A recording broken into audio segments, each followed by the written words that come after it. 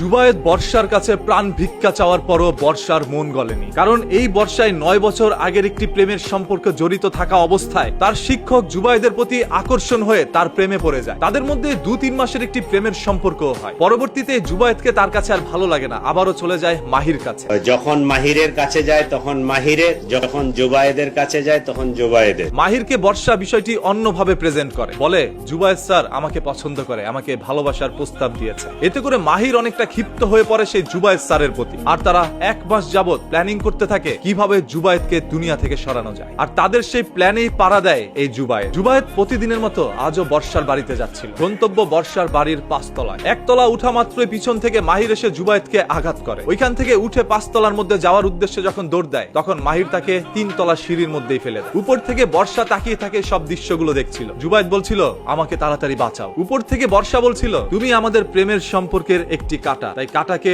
উকড়ে ফেলতে হবে। তুমি থাকলে তো আর মাহির সাথে আমি প্রেমের সম্পর্কে যেতে পারবো না। এই কথাগুলো শুনে ভিতর থেকে জুবায়েদ তৎক্ষণাৎ দুনিয়া ত্যাগ করে। এই ঘটনাটি সিনেমার গল্পকেও হার মানায়। জুবায়েদ বর্ষাকে পড়াচ্ছিল 1 বছর যাবত। বর্ষা প্রায় জুবায়েদকে প্রেমের প্রস্তাব দেওয়ার চেষ্টা করলো, ভয়ে দিতে পারেনি। তবে এক পর্যায়ে জুবায়েদকে বর্ষা প্রেমের প্রস্তাব দিয়েই ফেলে। জুবায়েদের সাথে বর্ষার প্রেম চলাকালীন অবস্থায় মাহির সাথে কন্টিনিউসলি কিন্তু সেই বর্ষা প্রেম করে যাচ্ছিল। তার নিজের গহনা বিক্রি করে 1,80,000 টাকা দিয়ে সেই মাহিরকে আবার একটি বাইকও কিনে দেয় বর্ষা। জুবায়েদ বুঝতেই পারেনি যে এই বর্ষা 9 বছর ধরে একটি ছেলের সাথে প্রেমের সম্পর্কে আবদ্ধ। কাছাকাছি বাসা হওয়ার কারণে প্রায় তারা দেখা করত এবং তারা একান্ত সময়ও কাটাত। বর্ষার এই সকল কর্মকাণ্ডের পরে সাধারণ জনগণ সেই মিন্নির সাথে বর্ষারকে তুলনা করছে, যেই মিন্নি নয়ন বন্ডের সাথে সুসম্পর্ক রাখা অবস্থায়ও রিফাতকে বিয়ে করে সংসার সাজায়। একদিন সেই রিফাতই আবার নয়ন বন্ডের হাতে এই দুনিয়া ত্যাগ করে, যেখানে উপস্থিত ছিল মিন্নি। সেম ঘটনাটি কিছু বছর না কাটতেই আজ আবার সেই জুবায়েদের সাথে ঘটল। মাহির সাথে প্রেমের সুসম্পর্ক একদিকে, অন্যদিকে জুবায়েদের সাথেও প্রেমের সুসম্পর্ক।